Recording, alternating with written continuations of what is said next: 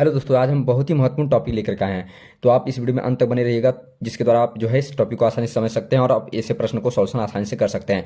क्योंकि ये प्रश्न जो होते हैं कई बार क्लास 8, 9, 10 बोर्ड एग्जाम में या तो कई सारे कॉम्पिटिटिव एग्जाम में भी पूछा जाता है, जिसमें बच्चे क्या होते हैं कन्फ्यूज हो जाते हैं और बच्चे क्या होते हैं इसको लॉन्ग प्रोसेस करने लगते हैं ना, एलसीएम लेने लगते हैं। तो आपको ऐसा कुछ करना नहीं है, सिर्फ आप वीडियो में अंत तक बने रहिएगा। आप इस ट्रिक्स के द्वारा आसानी से समझ सकते हैं और जो है इस प्रकार के रिलेटेड जितने भी प्रश्न आएंगे उसको आप आसानी से सॉल्यूशन कर सकते हैं। तो चलिए देखते हैं कि वीडियो में जो है क्वेश्चन क्या है दोस्तों और इसका आंसर क्या है। इसके पहले कि आप मेरे चैनल पर नहीं हो तो मेरे चैनल को सब्सक्राइब कीजिए और बेल आइकन को दबाइए, जिससे सबसे पहले नोटिफिकेशन आपके पास पहुंचती है। तो चलिए देखते हैं कि क्वेश्चन क्या है। जैसे देखिए क्वेश्चन क्या है दोस्तों, पूर्ण वर्ग संख्या की पहचान कैसे किया जाता है, यानी कि पूर्ण वर्ग संख्या जो होता है उसका पहचान हम कैसे करेंगे, क्योंकि ये प्रश्न जो है कई बार परीक्षा में पूछा जा चुका है और पूछा भी जाता है। तो चलिए देखते हैं क्या है।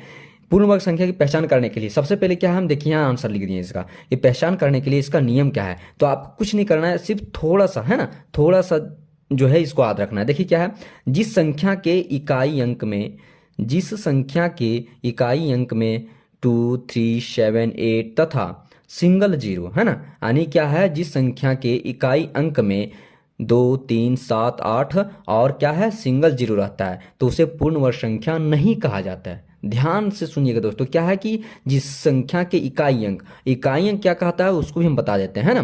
तो इकाई अंक में अगर क्या रहेगा 2, 3 और 7, 8 अगर रहेगा और सिंगल जीरो रहेगा यानी कि एक जीरो रहेगा तो उसको पूर्ण वर्ग संख्या नहीं कहा जाएगा। ये नहीं कि कहा जाएगा, नहीं कहा जाएगा। बाकी जो है जितने भी डिजिट हैं तो वो अगर किसी संख्या के इकाई अंक में रहता है तो वो पूर्ण वर्ग संख्या कहलाता है। जैसे देखिए क्या हो गया 1 है ना, 4, 5, 6 है ना, आगे देखिए क्या है 9। तो ये सब क्या होता है और डबल जीरो, ये सब क्या होता है पूर्ण वर्ग संख्या होता है। लेकिन जिस संख्या के इकाई अंक में क्या होता है 2, 3, 7, 8 और सिंगल जीरो रहता है तो उसको पूर्ण वर्ग संख्या नहीं कहा जाता है। अभी इकाई अंक क्या है दोस्तों, तो इकाई अंक देखिए हमेशा किधर से स्टार्ट करते हैं, राइट साइड से, यानी कि दाहिना साइड से इकाई अंक का स्टार्ट होता है ना।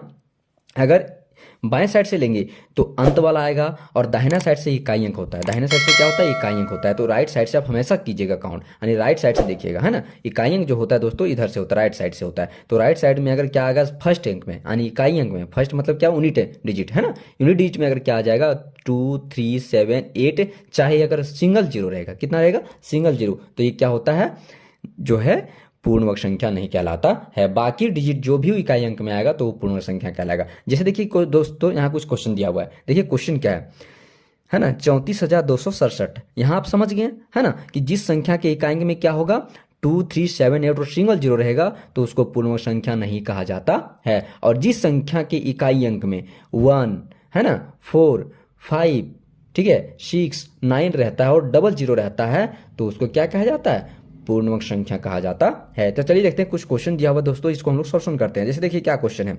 34,267। अब यहाँ क्या करते हैं बच्चे, इसका एलसीएम लेने लगते हैं, पूर्ण वर्ग संख्या यानी कि स्क्वायर निकालने लगते हैं कि ये किसका स्क्वायर होगा, तो स्क्वायर रूट निकालने लगेंगे है ना। स्क्वायर रूट निकालेंगे, देखें कि किसका स्क्वायर रूट आता है, तब उसको क्या लिखेंगे पूर्ण वर्ग संख्या। तो क्या होता है इसमें टाइम लगता है। अब इसको आप याद रखिएगा तो आसानी से बना सकते हैं। तो देखिए क्या है इसमें 34,267। अब इसको पढ़ लिए क्वेश्चन, लेकिन इसका यूनिट डिजिट पर फोकस करते हैं हम लोग है ना, यूनिट डिजिट यानी कि इकाई अंक पर। तो इकाई अंक देखिए क्या देगा, इकाई का हम क्या बताए थे कि दाहिना साइड से यानी राइट साइड से लीजिएगा हमेशा।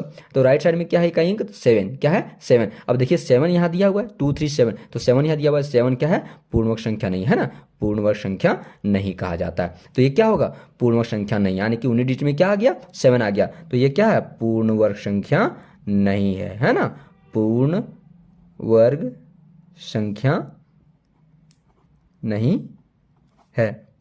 इसका आंसर हो गया। अब देखिए दूसरा क्वेश्चन देखते हैं हम लोग क्या है इसमें। देखिए क्या है 6,04,050 है ना, 6,04,050। अब देखिए इसको क्या करना है, अब इसमें भी क्या है देखिए यूनिट डिजिट पर फोकस कीजिए हम लोग है ना, इकाई अंक पर फोकस करते हैं। तो इकाई में क्या है जीरो है, इकाई अंक में क्या है जीरो, यानी कि सिंगल जीरो है। देखिए डबल जीरो नहीं है सिंगल जीरो है। अब सिंगल जीरो क्या है पूर्ण वर्ग संख्या नहीं कहा जाता है, तो ये भी क्या होगा पूर्ण वर्ग संख्या नहीं होगा है ना, पूर्ण वर्ग संख्या नहीं है।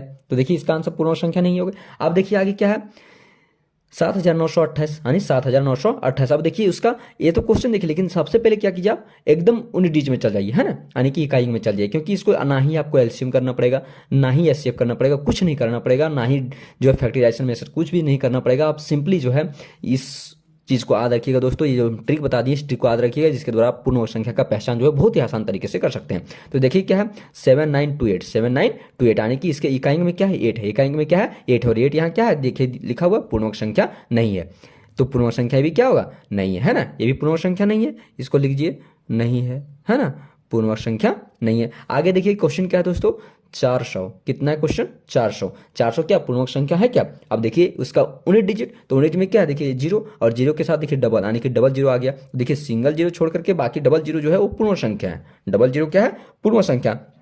अगर वही 3 जीरो आ जाता है दोस्तों, तो 3 जीरो अगर आ जाएगा तो वो फिर क्या हो जाएगा पूर्ण वर्ग संख्या नहीं होगा, क्योंकि सिंगल यहाँ जो है उसका पेयर नहीं बना है ना, एक का पेयर बना एक का पेयर नहीं बना, तो सिंगल बच गया, तो क्या हो गया पूर्ण वर्ग संख्या नहीं होगा। लेकिन यहाँ देखिए डबल यानी कि इसका पेयर बन जा रहा है दोस्तों, तो ये क्या होगा पूर्ण वर्ग संख्या होगा है ना, ये पूर्ण वर्ग संख्या है, तो क्या हाँ है, इसका पूर्ण वर्ग संख्या है। तो देखिए इस प्रकार से इसका आंसर आप बना सकते हैं। आगे देखिए क्वेश्चन दोस्तों, कि आप लोग के लिए क्वेश्चन दिया हुआ 196, 196 क्या ये पूर्ण वर्ग संख्या है या नहीं है, तो ये आप लोग के लिए क्वेश्चन दोस्तों, आप इसको कमेंट बॉक्स में जवाब दीजिए कि इसका आंसर क्या होगा, पूर्ण वर्ग संख्या है या नहीं है। थैंक यू दोस्तों, मेरे वीडियो को लाइक कीजिए, शेयर कीजिए, सब्सक्राइब कीजिए।